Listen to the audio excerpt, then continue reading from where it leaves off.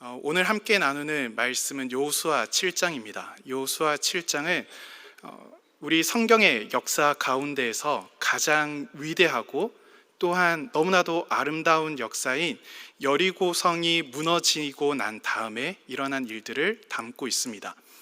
그 중에서도 아간의 범죄라고 하는 사건이 등장하게 됩니다. 여호수아가 여리고성을 정복한 이후에 정탐꾼을 보내어서 바로 옆에 있는 성 아이성에 대해서 확인을 하도록 시킵니다. 정탐꾼이 와서 보고를 하는데 아이성 같은 경우에는 2,000명에서 3,000명 가량만 있다면 충분히 이길 수 있다라고 이야기를 합니다. 그래서 여호수아는 넉넉한 인원인 3,000명을 보내어서 아이성을 정복하라고 지시를 합니다.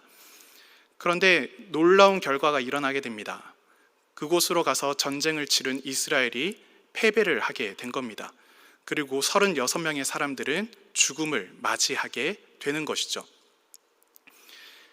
우리는 이 사건을 바라보면서 왜 아이성 전투에서 이스라엘이 졌는가라고 했을 때 너무나도 쉽게 답을 내리곤 합니다. 이스라엘과 여호수아의 교만함 때문이다. 하나님께 묻고 나아갔어야 하는데 하나님께 묻고 나아가지 않고 그냥 사람의 말을 따랐기 때문에 이러한 결과가 있었다라고 미리 결론을 내려놓고 성경을 보는 경우들이 많이 있습니다. 그런데 전쟁은 오직 하나님께만 달려져 있습니다. 그리고 전쟁의 승패, 그리고 전쟁이 승리하는 이유, 패배하는 이유 또한 하나님께 달려 있는 것입니다.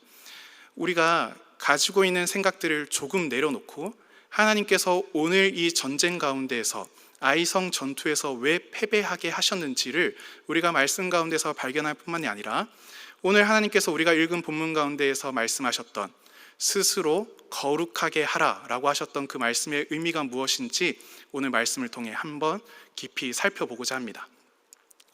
오늘 성경 본문을 가만히 살펴보게 되면은 교만이라고 하는 단어는 전혀 나오지가 않습니다. 그리고 여호수아에게 나오는 어떤 패턴 중에 하나가 무엇인가 하면은 첫 번째는 여호와께서 말씀하십니다. 여호수아에게 말씀하시고 여호수아는 그 들은 말씀을 그대로 이스라엘 백성들에게 전합니다. 그리고 이스라엘 백성들은 그 들은 말씀을 따라서 그대로 실천을 합니다. 그런데 오늘 7장 말씀을 가만히 살펴보게 되면은 앞에 나왔던 첫 번째 단계인 하나님의 말씀이 나오지 않는 것들을 보게 됩니다.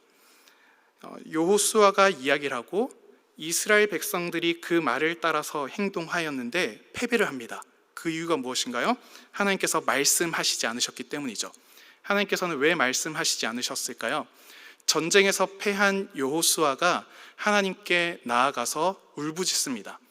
이스라엘의 장로들과 함께 나아가서 머리에 티끌을 뒤집어 쓰고 해가 저물 때까지 여호와 궤 앞에 땅에 엎드리면서 이야기를 합니다. 슬프도소이다 주 여호와여, 요단강을 건너게 한 이후 아모리 사람에게 넘겨서 멸망시킵니까? 차라리 요단 저쪽에 지내면서 우리가 오지 않았으면 차라리 좋았을 뻔했습니다. 우리를 둘러싸고 우리의 이름을 세상에서 끊어내려고 하는 저 사람들을 왜 하나님의 크신 이름을 위해서 그냥 내버려 두고 있습니까? 라고 하면서 이야기를 합니다.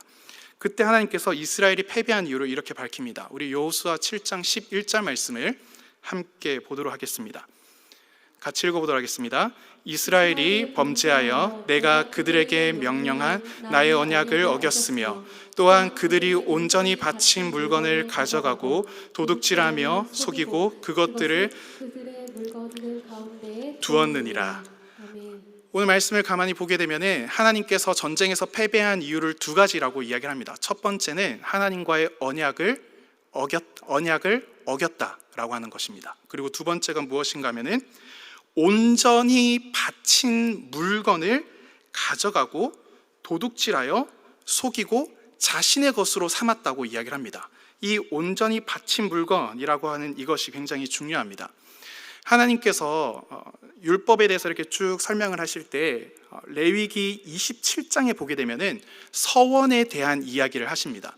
하나님께 내가 너무나도 감사하고 그리고 또한 하나님의 인도하심에 그 감격하는 마음을 표현하기 위해서 서원을 할 때 나오는 규정들을 이야기를 합니다. 그래서 며칠 동안 지내는 경우, 아니면 가축을 바치는 경우, 또 땅을 바치는 경우들에 대해서 이야기를 합니다. 우리 하나님께서 이렇게 서원에 대해서 이야기하실 때 하나님께서 우리 하나님이 얼마나 좋으신 분이신가 하면은, 하나님께서는 이 사람의 마음이 왔다 갔다 하는 것을 다 감내하고 계십니다. 그래서 하나님께서 하나님, 제가 이것을 바치겠습니다 라고 했는데, 이 가다 보니까 이게 너무 좋은 거죠. 너무 좋아가지고는 왠지 물리고 싶어, 좀 서원을 취소하고 싶어. 그러면은 거기에서 돈을 얼마 지불하고 이거를 물려도 괜찮다고 이야기를 합니다. 우리 하나님 진짜 너무 매력적이신 하나님 아닙니까?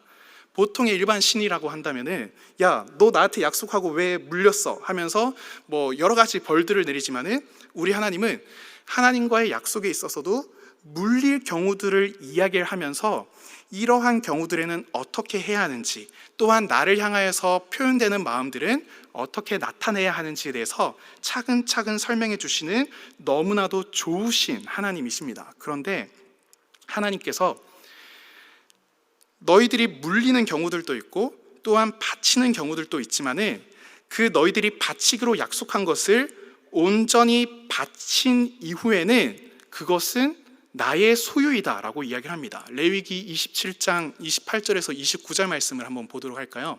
제가 읽도록 하겠습니다. 어떤 사람이 자기 소유 중에서 오직 여호와께 온전히 바친 모든 것은 사람이든지 가축이든지 기업에 바치든지 팔지도 못하고 무르지도 못하나니 바친 것은 다 여호와께 지극히 거룩함이며, 온전히 바쳐진 그 사람은 다시 무르지 못하나니 반드시 죽일지니라. 하나님께서는 서원하기로 약속한 것을 물릴 수도 있고, 또한 하나님께 마음을 표현할 수도 있지만은, 온전히 바쳐진 것, 구분되어져서 하나님께 드린 것은 이것은 나의 소유다라고 이야기를 합니다. 온전히 바쳐진 것은 하나님과 또한 성소, 성전의 소유가 되어서 오직 하나님과 그의 제사장에 의하여서 사용되는 것이지 인간의 사사로운 감정에 의해서 사용되지 못하게 됩니다. 근데 이 여호수아가 이 서원의 약속, 온전히 바친 것에 대한 이 언약의 말씀을 가지고 와서 하나님께 마음을 표현하려고 합니다. 여호수아 6장 18절 말씀을 함께 읽어보도록 하겠습니다.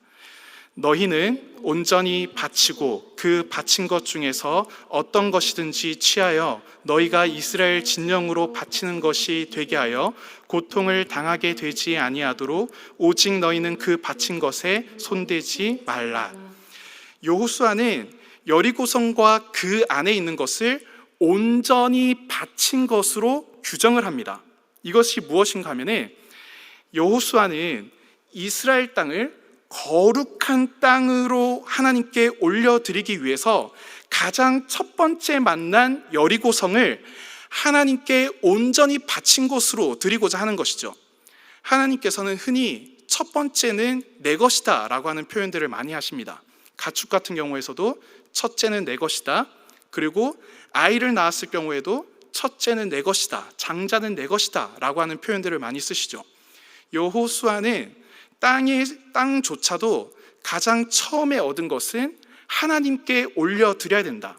왜 그런가 하면, 우리가 이제 머물게 되는 이 가나안 땅은 죄악이 가득하고 온갖 우상으로 가득한 이 현장 가운데에서 오직 하나님의 통치와 다스림만이 이곳 가운데 가득해야 되기 때문에, 우리가 거룩함의 표현으로 또한 이곳으로 인도하신 하나님께 감사의 표현으로 이 여리고성을 온전히 바친 것으로 드려야 된다라고 이야기를 합니다. 그런데 한 가지 문제가 발생하게 되죠. 유다 지파에 속한 아간이 여리고성에 속한 일부를 가지고 가게 됩니다.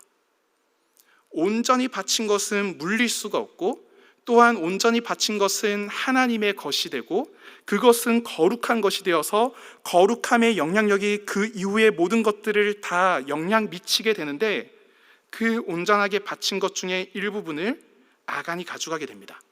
아간은 어떠한 죄를 짓게 되었습니까? 하나님과 이스라엘 백성들 간에 맺어진 이 언약과 율법을 깨트리며 하나님께 표현한 서원, 즉 신앙 고백을 망가뜨리는 행동을 지금 하고 있는 것입니다. 이 사실을 알게 된 여호수아는 누가 하나님과의 그 언약을 깨트리게 되었는지를 확인하기 위해서 제비뽑기를 합니다.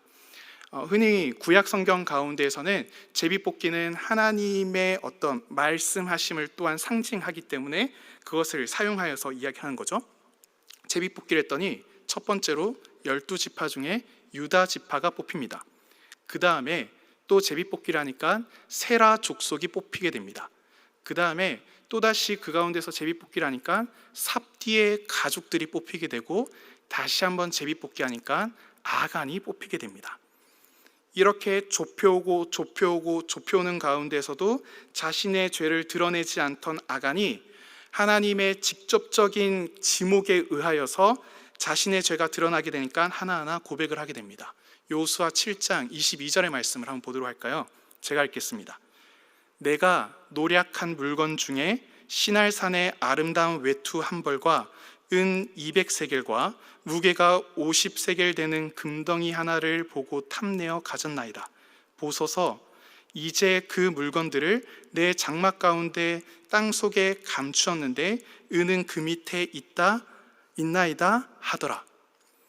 아간은 시날산의 아름다운 외투 한 벌, 그 다음에 은 200세겔, 무게가 50세겔 되는 금 한 덩이를 가지고 오게 합니다. 시날산의 외투는 그 귀족들이 입던 옷입니다. 굉장히 화려하게 보이는 외투이다 보니까 그게 너무나 탐이 났던 거죠. 은 200세겔이라고 하면은 그 양이 어느 정도 되냐면은 2.2kg 정도 됩니다. 그리고 금 또한 400g 정도 될 정도로 어마어마한 양을 지금 아간은 자신의 소유로 삼고 그것을 가지고 있는 거죠. 이 아간이 저지른 죄의 내용들을 가만히 보게 되면은 한 지점이 있습니다. 그것이 무엇인가 하면은 그것을 가진 이유를 이렇게 이야기합니다. 보고 탐내어 가졌나이다. 보고 탐내어 가졌나이다. 이 아간이 저지른 죄의 내용들을 가만히 보게 되면은 유사한 죄가 성경 가운데 한 번 더 등장을 합니다. 누구의 죄입니까? 바로 하와의 죄입니다. 창세기 3장 6절 말씀을 볼까요? 여자가 그 나무를 본즉 먹음직도 하고 보암직도 하고 지혜롭게 할 만큼 탐스럽기도 한 나무인지라 여자가 그 열매를 따먹고 자기와 함께 있는 남편에게도 주매 그도 먹은지라. 뭐라고 이야기를 하고 있습니까? 열매를 보고 탐내어 자신의 소유로 차지하고 있는 겁니다. 하나님께서는 이 하와와 그리고 아담을 향하여서 이것은 먹지 마라 라고 이야기를 하십니다. 이 열매는 먹지 마라. 왜 먹지 마라고 이야기를 합니까? 이 선악을 알게 하는 나무를 통하여서 창조주가 누구인지, 피조물이 누구인지 그 경계를 지어주는 것이고, 또한 하나님의 말씀이 너희들의 삶에 있어서 중심이 된다는 것을 보여주는 중요한 장치가 바로 선악을 알게 하는 나무였습니다. 그런데 이 선악을 알게 하는 나무를 자신의 자유와 자신의 방종 때문에 그것을 자신의 소유로 삼고 자기 스스로가 하나님처럼 높아져서 자기 스스로 우상을 삼고 행동하는 것이죠.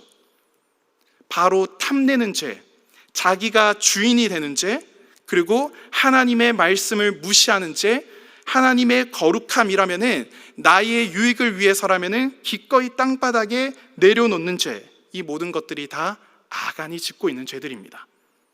아간이 지은 죄는 더 있습니다. 아간이 지은 죄는 바로 이것입니다. 아까 제가 그 레위기 27장에서 온전히 바쳐진 것에 대한 이야기를 했습니다. 그곳에서 마지막 보게 되면은 온전히 바쳐진 사람에 대한 이야기를 합니다. 그 예가 어디에 나오는가 하면은 신명기 13장에 나오게 되는데요. 신명기 13장의 말씀을 한번 보면요, 13절에 이렇게 이야기합니다. 한 불량배가 이야기를 하기를 그 성읍 주민들을 유혹하여서 너희가 알지 못하던 다른 신들을 우리가 섬기자라고 이야기를 합니다.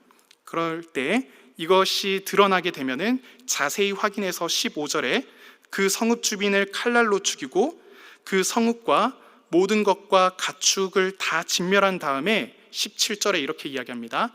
이 진멸할 물건을 조금도 손대지 말라라고 이야기합니다. 여기에서 진멸할 물건이 온전히 받쳐진 물건이랑 똑같은 히브리어입니다. 이것이 무엇을 의미할까요?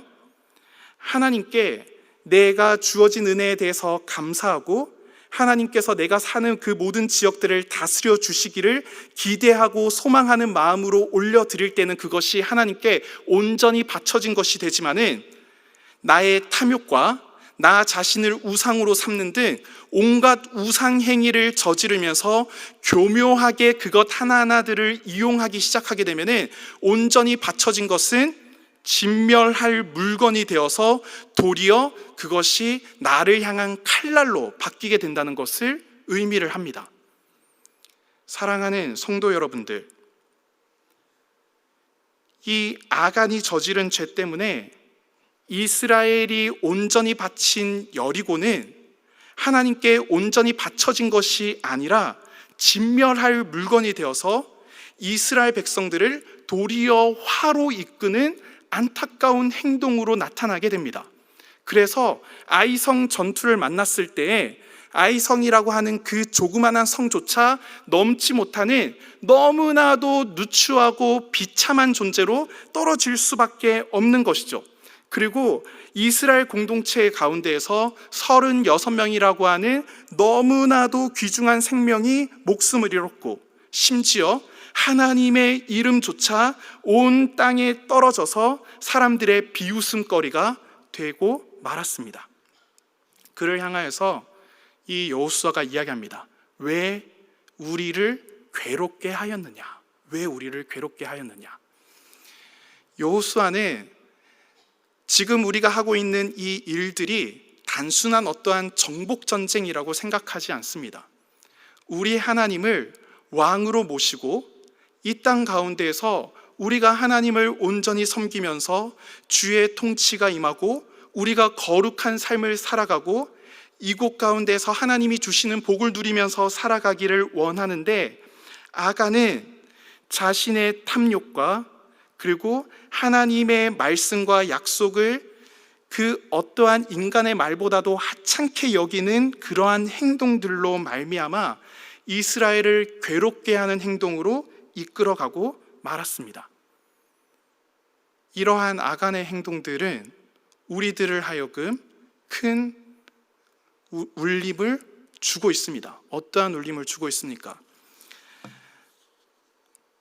이스라엘이 자신들이 살고 있는 그 거룩한 땅을 하나님께 올려드리기를 원했던 것처럼 우리 또한 우리의 삶을 하나님께 올려드리기를 원하는 성도의 삶을 살고 있지 않습니까? 교역자로 살든 장로가 되든 집사가 되든 권사가 되든 우리들의 정체성은 바뀌지가 않습니다. 거룩한 무리, 성도라고 하는 그 정체성만큼은 흔들릴 필요가 없습니다. 저희 아버지께서 흔히들 저희 집은 조금 특이하게 장래에 대한 이야기들을 이렇게 가끔씩 이렇게 하곤 합니다. 그래서 저희 어머니께서는 내가 죽거나거든 장례를 치를 때 꼭 찬송가를 불러달라고 이야기하면서 지정을 해주셨습니다. 첫 번째 뭐냐고 하면은 하늘 가는 밝은 길이 하고, 그 다음에 관을 들고 갈 때는 십자가 군병들아, 그거 꼭 불러달라 그랬습니다. 그래서 승전한 군사들은 하면서 자신이 승전한 군사답게 가기를 이렇게 원하셨거든요. 저희 아버지께서는 그걸 들으시더니 저희 아버지께서 목사님이시거든요.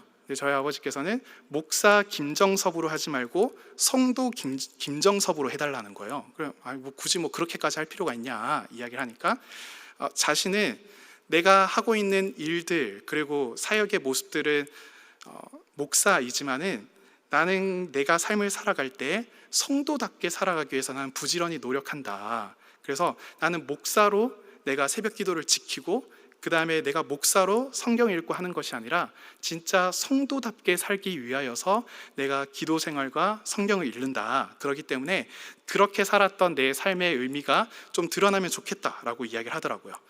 근데 그걸 실제로 들어드려야 될지는 이거는 이제 추후에 한번 해봐야 될 것 같긴 하지만요. 우리들 모두 다 성도의 삶을 살아가고 있습니다. 그런데 우리들이 성도의 삶을 살아가고 있지만은 우리들은 정말로 내 삶과 내 모든 것과 그리고 내가 땅을 딛고 있는 그 모든 것들을 정말로 온전히 바쳐진 것으로 우리 하나님께 드리고 있습니까? 하나님께서 말씀하시는 것처럼 스스로 거룩하게 하라라고 하셨던 그 말씀이 우리들의 삶 가운데에서 끊임없이 이루어지고 있는지 우리는 돌아보아야 합니다. 우리들이 종종 아간과 같이 그 탐욕에 사로잡히거나 그리고 하와와 아간처럼 하나님께서 주셨던 그 규례와 그 명령을 너무나도 사사롭게 그리고 너무나도 쉽게 꺾어버리고 그리고 그것에 의해서 넘어질 때가 참 많이 있습니다. 그럴 때 우리들 가운데 찾아오는 감정은 무엇입니까? 괴로움의 감정이죠. 분명히 나는 거룩한 자인데 그리고 나는 성도로서 살아가는데 왜 나는 정말 거룩하게 내 삶이 온전히 바쳐진 곳으로 나는 살아갈 수가 없는가? 여러분들은 진정으로 거룩한 삶을 살아가고 계십니까? 우리가 거룩하게 살아가기 위해서 우리들의 삶이 온전히 바쳐진 삶으로 살아가기 위해서는 무엇이 필요할까요? 우리들의 결단이 있어야 됩니까? 아닙니다. 우리들의 힘으로는 불가능합니다. 하나님께서 제비뽑기라고 하는 방법으로 아간을 지목하고 알려주셨을 때 이스라엘은 스스로 거룩하게 될 수 있었습니다. 우리 또한 마찬가지입니다. 하나님의 도움이 있어야 합니다. 아간이 그렇게 제비뽑기로 의하여서 아간과 그 속한 모든 것이 다 돌에 맞아서 죽게 되고 그곳을 향하여서 아골골짝, 괴로움의 골짜기라고 하는 이름으로 붙여지게 됩니다. 그것을 향하여서 하나님께서 한 가지 말씀을 해주십니다. 호세아 말씀을 한번 보도록 하겠습니다. 호세아 2장 14절에서 15절의 말씀을 보도록 하겠습니다. 그러므로 보라, 내가 그를 타일러 거친 들로 데리고 가서 말로 위로하고 거기서 비로소 그의 포도원을 그에게 주고 아골 골짜기로 소망의 문을 삼아 주리니 그가 거기서 응대하기를 어렸을 때와 애굽 땅에서 올라오던 날과 같이 하리라. 하나님께서는 괴로움의 골짜기를 소망의 문으로 삼아 주셔서 애굽 땅에서 올라오던 것과 같이 구원의 은혜를 회복시켜 주시겠다고 우리들에게 말씀하고 있습니다. 우리들이 붙잡아야 될 희망의 말씀은 이것이지 않습니까? 우리가 거룩한 삶으로 살아가기를 희망하고 또한 내 삶이 온전히 바쳐진 것으로 드려지기를 원하는데 끊임없이 우리들에게 나타나는 탐욕과 그리고 하나님의 말씀을 사사로이 어기는 여러 가지 행동들, 그뿐만이 아니라 우리로 하여금 넘어지게 만드는 수많은 것들에 의하여서 우리가 다시 한번 일어서기 위해서는 무엇이 필요합니까? 하나님의 힘이 너무나도 필요합니다. 우리를 아골골짝, 괴로움의 골짜기에서 소망의 문으로 바꾸어 주시면서 우리를 거룩함의 온전함으로 회복시켜 주시고 우리가 거룩한 성도의 삶을 살아가도록 이끌어 주시는 그 하나님이 너무나도 필요하다는 것입니다. 우리 예수님께서는 그 성도의 삶으로 이끌기 위해서 어떻게 사셨습니까? 해골이라고 불리던 골고다 언덕을 올라가셔서 자신의 피를 다 흘리시고 그리고 그곳에서 우리들의 생명을 다시 살리셨습니다. 그것이 우리들의 희망이자 거룩하게 살아가는 우리들의 능력이 아니겠습니까? 베드로는 우리들에게 이렇게 이야기합니다. 너희가 어떠한 사람이 되어야 마땅하냐? 거룩한 행실과 경건함으로 하나님의 날이 임하기를 바라고 간절히 사모하라. 사랑하는 성도 여러분들, 우리들에게는 끊임없이 그 이스라엘 공동체 가운데서 나타났던 아간의 죄와 그리고 탐욕의 죄가 나타나곤 합니다. 그럴 때마다 우리들은 하나님께서 깨닫게 하시고 하나님께서 알려주시고 그분께서 거룩하게 하여 주시는 그 힘이 너무나도 필요합니다. 그리고 우리들이 그 가운데서 좌절하고 괴로워할 때마다 소망의 문으로 바꾸어 주시면서 우리들에게 그 구원의 은혜를 회복시켜 주실 예수 그리스도의 그 능력이 너무나도 필요합니다. 사랑하는 용인제일교회 성도 여러분들과 함께 거룩한 삶으로 나아가기를 간절히 소망합니다. 한 가지 이야기를 하고 마치려고 합니다. 여러분들의 기도와 그리고 여러 가지로 섬겨주신 덕분에 청년일부 겨울 수련회를 너무나도 잘 다녀오고 또한 은혜 가운데 잘 마칠 수 있었습니다. 그 가운데서 제가 너무나도 감사했던 한 가지 일이 있어서 함께 나누려고 합니다. 그 수련회를 가기 얼마 전에 제가 예배를 마치고 그리고 그 다른 청년들이랑 이야기하고 있는 중에 한 청년이 찾아왔습니다. 그래서 그 청년이 저에게 한 봉투를 이렇게 내밀더라고요. 이것이 무엇이냐라고 이야기했더니 자기가 수련회를 꼭 너무 가고 싶었는데 수련회를 너무 피차 못 가게 가는 너무나도 안타까운 상황이 펼쳐져서 못 가게 되었다.